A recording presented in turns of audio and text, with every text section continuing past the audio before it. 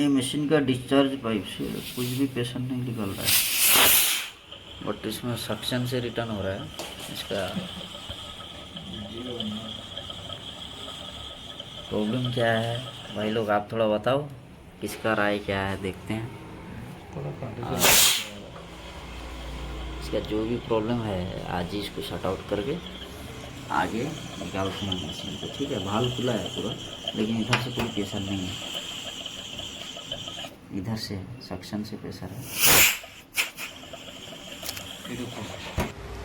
अभी ये मशीन से सस्पेंशन भाल्व निकाल के इसमें कैपिलरी अटैच किए हैं, और देखते हैं मशीन कैसा क्या चलता है या फिर कुछ दिक्कत आ रहा है, और ये कितने का कैपिलरी साइज है वो भी हम बताएंगे अगले वीडियो में।